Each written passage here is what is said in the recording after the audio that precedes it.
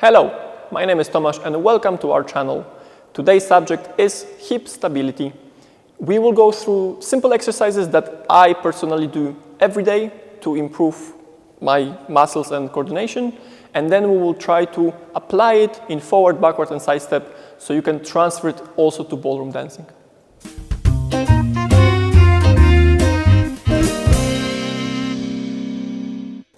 Generally, in normal life, we don't have so much trouble with hip stability because when we stand on both legs. And when we walk, it's so natural to us already. Now, when we dance, because mostly we're on one leg or the other, our hips tend to tilt. And when our hips tilt, the whole upper body balance changes. Now, of course, if we want to correct that without changing the hip, now you can see that my whole spine and posture is not in the best alignment.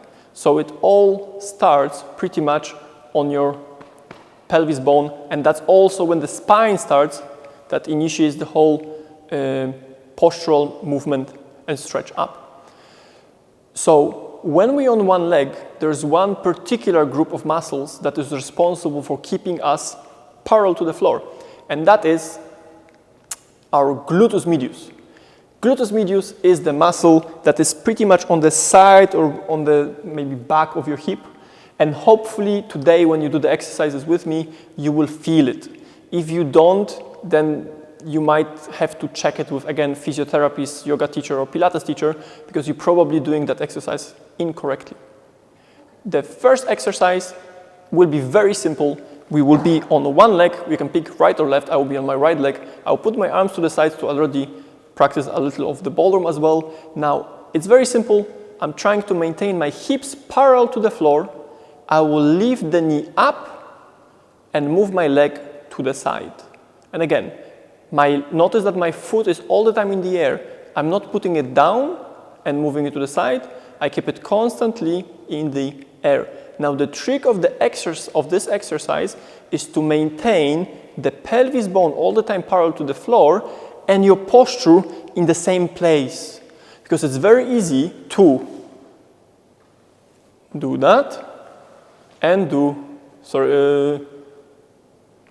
that, right? Or that.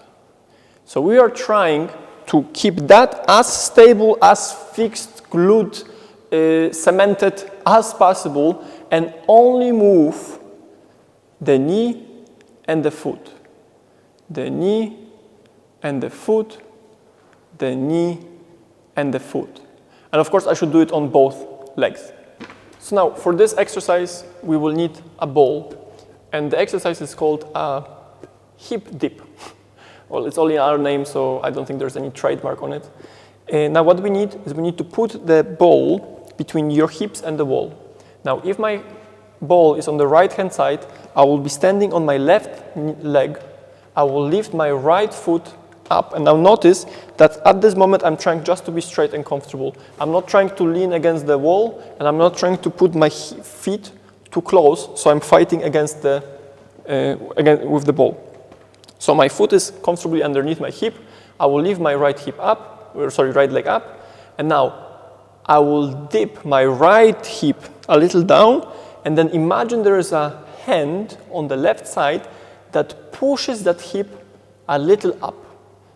And again, I will relax it and push it up, and relax it and push it up. Now I'm trying to do it slowly and thoroughly, so I don't do any of those, right? Because we can do thousands of those and still not feel the difference. Now what's important is that you should only feel the burning on the side of your hip.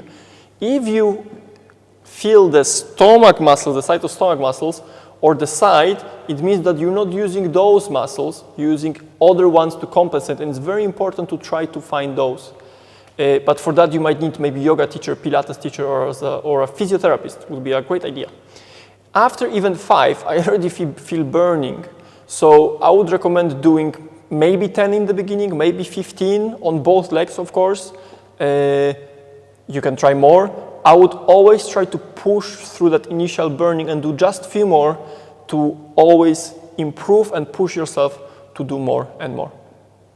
Okay, so the last thing we want to do today is to try to apply that ability to keep your hips parallel to the floor into step forward, backward, and to the side one.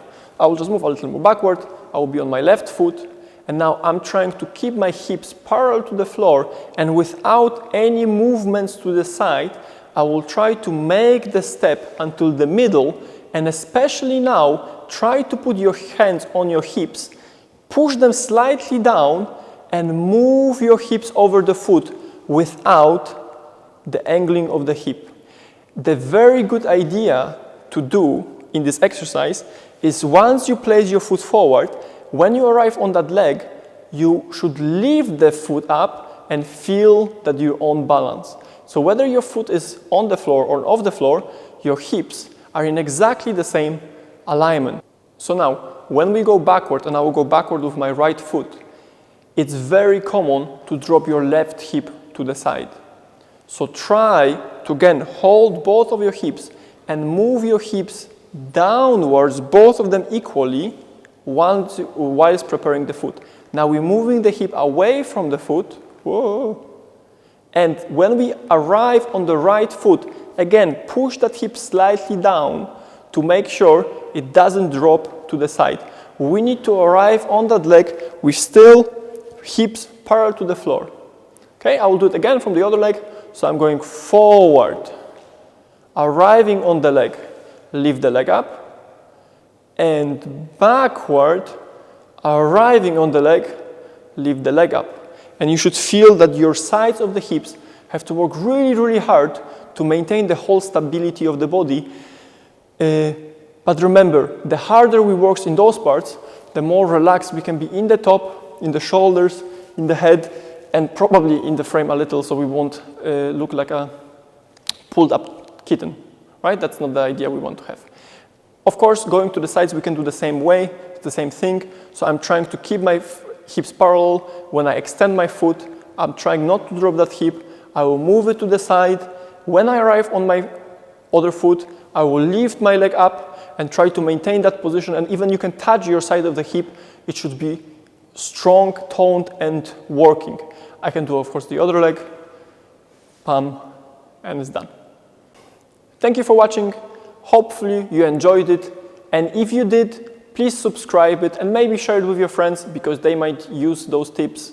If you have any comments, please put them in the section below. Otherwise, I will see you in the next one. Bye-bye.